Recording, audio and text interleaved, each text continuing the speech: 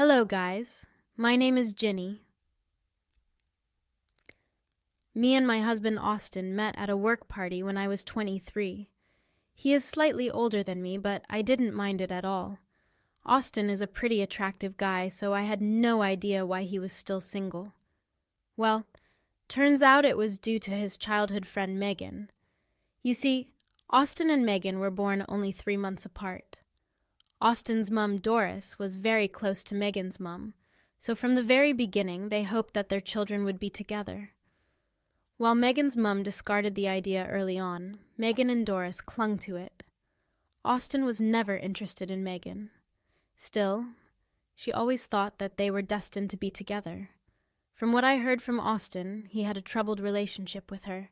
He said, "I doubt you will have a good relationship with Megan.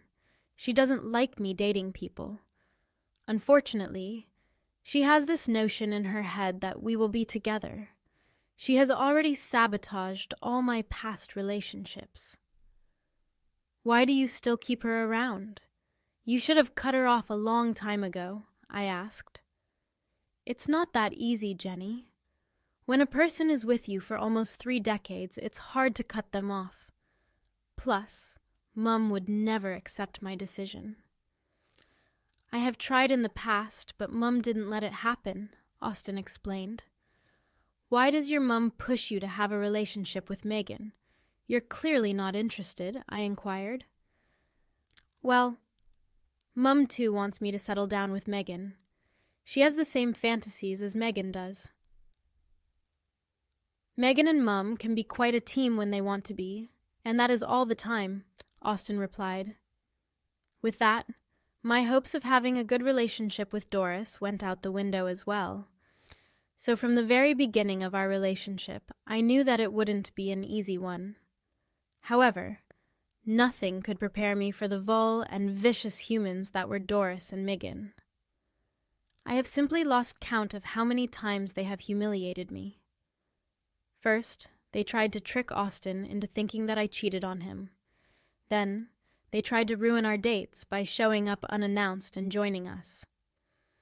Austin had a hard time standing up to them. His mother had a lot of control over him, especially since his dad was never in the picture. The years I put up with the humiliation, I did retaliate, but then never backed down. I couldn't be very mean to them because of my personality. However, I did stand up for myself. The problem was, Austin wasn't cutting them out. I didn't press him to cut off Doris, partly because my mum was no longer with us. So I knew the pain of not having a mum around. But as long as Doris was in the picture, so was Megan. Megan didn't back down ever. She always said, "Don't get too comfortable with my man, Ginny. Everyone knows Austin is mine. He is only playing around for fun before he settles with me. We have everything set." "Is that why he desperately keeps getting away from you?" "The last time I checked, Austin made it clear that he didn't want you. Why don't you leave my man alone and get one for yourself?" "Go ahead and delude yourself, Ginny. Austin will be mine. Just wait and watch.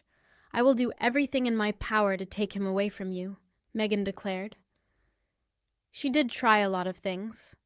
Megan especially went crazy when Austin and I got engaged. I won't go into detail about what she did. It will only trigger me and just depress me further. Let's just give you an example. This woman, Megan, literally showed up to our wedding in a white ball gown. My maid of honor threw her out, and Austin supported my decision. Hell, even Megan's mum apologized to us for her daughter's behavior. Things never got better even after our marriage. We actually moved to a different state to get away from them. Doris was fully dependent on Austin, which annoyed me. However, I didn't have the heart to say anything. They did try to make us come back. Austin and I were firm in our decision. For the first year, we had some peace away from Doris and Megan. However, something happened just after our first wedding anniversary. Doris called Austin and said, "Austin, I am in the hospital. I had a terrible accident that damaged my spine. I have been here for a while. The doctors are saying that I cannot walk." "What, Mom? How did this happen? Why didn't you call me sooner?" Austin asked. "I didn't want to disturb you, Austin. I know you and Jenny want some time away from me. Megan has been looking after me and helping me, but I need my son, Austin. Jenny, if you are listening, can you please allow him to come and see me? I cannot move, and I need help. If Austin stays with me for some time, I will become better," Doris pleaded. "Don't worry, Doris, and positive things will get better. Austin can go and stay there for a while. I understand that he needs you," I assured her. "Well, I'm not made of stone." Hearing about Doris's condition made me feel sad for her, plus Austin was devastated and kept blaming himself for keeping his distance from Doris. All this made me realize that I need to let him go for at least a while. So Austin packed up and went to Doris's place, as Doris needed a new and wheelchair-accessible place. I even offered my house so that she can stay there in peace. Guys, that was one of the worst decisions I took in my life.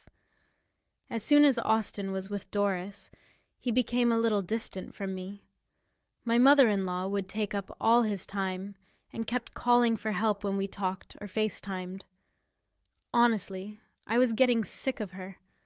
I also saw that Megan was over-offering to help Doris.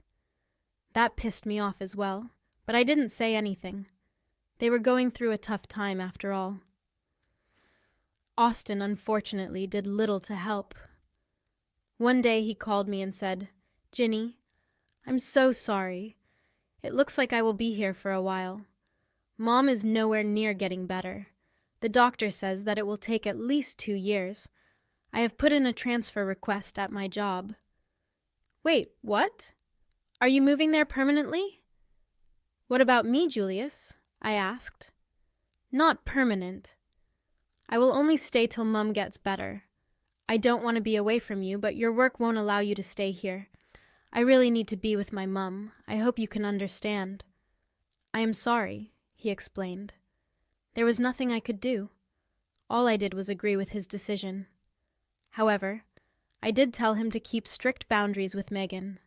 He agreed immediately. Those 2 years then became 4.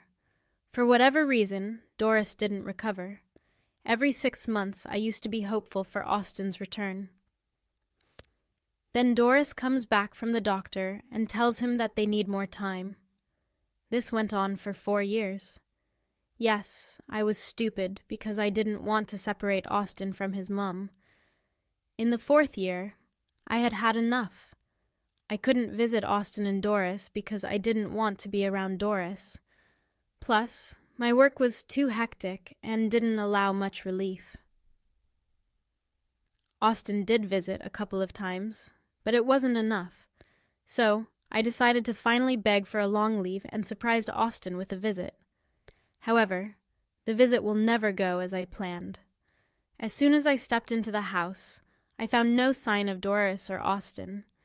Instead, I heard faint noises of a child coming from a room. I was immediately alarmed and quietly went to check it out. What I found absolutely blew me away. I had never expected to be met with such a surprise. There was Megan and Doris happily playing with a child. From what I heard, the child was apparently Austin's son. I stood there for a long time without telling them. When the initial shock of seeing them got over, I immediately went into the room. I also made sure to record everything so that no one can flip their stories on me. I went in and said, "What the hell is going on here? How did you get inside? We never heard you come in." "Austin and I both have a freaking key, Doris. What is Megan doing here and who is the kid?" I demanded. "Well, I'm here because Austin is in a relationship with me, and this is our son. Austin is his father. We've been together for the past 4 years, Megan explained confidently. "So, this is what you guys have been up to? Oh, what about your paralysis, Doris? Was that an excuse to make Austin live here?" I retorted. "How else would I have separated you from him?" Austin and Megan belong together. They were destined to be together since they were children. Austin only married you because you have money. Once he got it all, he came back to Megan. You are nothing to Austin, Ginny. He will never be yours. He refused to divorce you because you gave us a nice lifestyle. Even if you leave now, you will have to give him half of your money, Doris accused. Oh, we will see about that, Megan. You all will pay for this. I can promise you that, I said firmly. I left the room and went to the porch. As soon as I was there, I broke down in tears. I didn't care if they heard. While I was crying my eyes out, I had some lingering doubts that Austin was lying to me. So, I called Austin and said, "Why the hell is Megan and a kid in our house? Austin, she has been telling me that the kid is yours. What the hell is going on? Tell me the truth before I do something drastic." "What are you saying, Jenny?" "Megan is only here for a few weeks. She lost her apartment, so she's been staying with us for 2 weeks. I'm so sorry I didn't tell you. The kid is not mine," Austin explained desperately. "I swear that is not my child. I don't know why Megan said that, Ginny." "I would never cheat on you. The only reason I didn't go back home is because Mum has been sick," Austin pleaded. I hung up the phone and sent him the video recording I had. Thank God I remembered to record everything for proof. Whether or not Austin was lying was not the point at the moment. I wanted him to know that I have proof. After seeing the video, Austin didn't reply. However, he showed up at the house within 30 minutes of me sending it. He came home and said, "Jimmy, you have to believe me. I didn't cheat on you. This is all a setup. I had no idea Mum could walk. You need to believe me. I am shocked and feel betrayed." "What about Megan and the kid? Are those lies as well, Jenny?" he asked desperately. "I would never cheat on you. I already told you that. You know Megan has tried time and time again to break us up. She is just lying to you, only let her in because she has been helping my man with all the doctor's appointments," Doris admitted. Suddenly, it all made sense to me. Freaking Doris and Megan set everything up so that they could trap Austin. I was beyond shocked. Even Austin looked pretty devastated as he cried and begged me to believe him. Then he burst into the house to confront them. He called Megan and Doris out, and immediately they came running. I noticed that Doris was now using the wheelchair. That further proved that Austin wasn't lying. After ruling, he said, "Megan, why the hell are you telling Ginny that your son is mine? Are you insane?" Here's the text, punctuated and formatted into short paragraphs. "I would never cheat on her with you or anyone else. What is wrong with you?" "I don't know what you were talking about, Austin. Jenny must be lying to you. She hated the fact that I'm helping Doris. She had no mercy for a disabled woman." "Yeah. How can you shout at Megan when all she did was help your ungrateful wife? She didn't even come to see me. She's trying to take you away from me, Austin." "You have to see it, Mom. I know that you are not paralyzed. Quit the acting. I have video proof from Ginny that you have been lying to me." At the cue, I took out my phone and played the video for everyone to see. The look on their faces was awful. They immediately went pale and then started to cry. Austin was fuming at this point and said, "Stop with the tears. I want to know why you did this. Why are you trying to destroy my life, Mum? I spent 4 years of my life away from Ginny because of you. I need answers. I really did this so you can be with your true love, Austin. That witch Jenny doesn't deserve you. Megan and you are meant to be together. Yes, you know, Austin, that we are meant to be. I even stayed single for you. I care about you and Doris, unlike your gold digger wife. You call me a gold digger, but you are the one who's tricking my husband. You are a homewrecker. How dare you call me that? I'm going to be Austin's new wife. You just wait and see." "That's enough, Megan. I'm a married man, and you know I would never leave Jenny. I'm tired of your behavior, and you too, Mum. I think it's about time you leave." That's when I took the opportunity to get my revenge against them. I took my phone and opened the contact for the local police. I showed them the number and said, "I want you two out of the house right now." I pitied Doris because I thought she was sick. Now I know that everything was a plan to steal my husband. I won't tolerate this anymore. Get out, Megan and Doris. You can't kick us out. This is my son's house. He won't allow it. My son will never turn his back on me, and I will not allow Megan to be kicked out. Mum, what the hell are you talking about? This is not my house. That's right, Doris. This is my old childhood home. I let you live here out of pity. Now, if you two don't leave, I will call the police. Megan and Doris looked shocked by my revelation. I guess they never figured out that the house belongs to me. They looked scared and immediately started to beg Austin to let them stay. They said, "Austin, you can't let your wife kick out your poor mother. You know I am sick. I know you are fine, Mum. The video proved that already.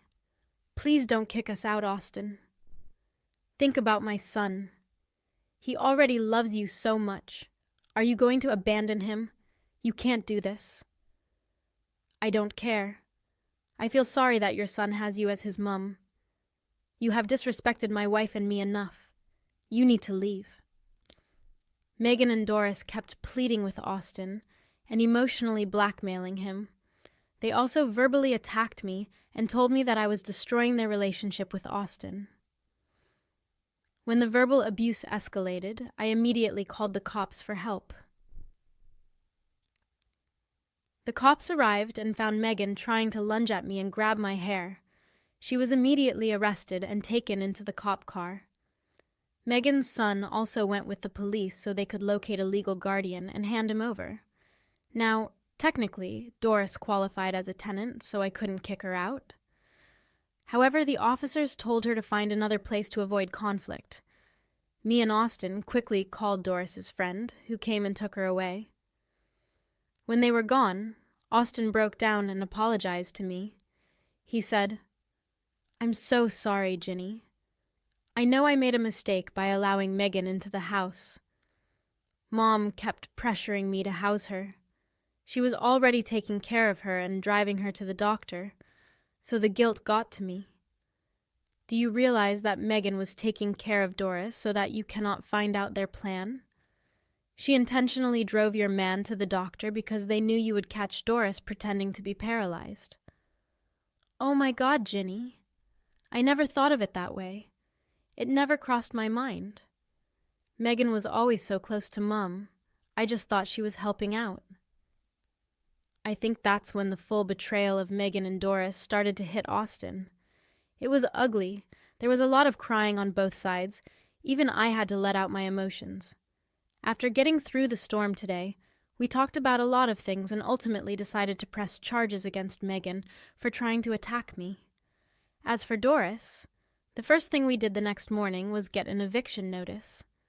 The next day, we did get a call from Megan's mum. She said that she had her grandson in her custody. Megan never informed her then boyfriend about the child since he was in a different state. He never found out. As soon as he knew, he decided to fly down to our city. From what she told me, he will be filing for full custody. Megan's violent behavior towards me would easily help him in court. It looked like Megan would lose custody of her son. It was all bizarre to us. She literally kept her son from his own father so that Austin would play dad to him. We also got the eviction papers in 2 days and served Doris. She was still at her friend's house, who did not approve of her scheming ways. She kept her tantrums limited to her house so that she couldn't disturb us. From what we heard, she is devastated and still blames me for everything. I'm not even surprised at this point. As for me and Austin, things are not much better even after months after the incidents. We are both back in our old home and trying to get past what happened. Don't worry. The couple's counseling is on and going well. Austin is super pissed at his mum, and Megan for almost ruining his marriage. Megan ended up losing custody of her son, while the bio dad got emergency custody. As for Doris, she is still at a friend's house who is pushing her to get a job. Since Austin has promised never to help his mum again, looks like she will be back to work after all.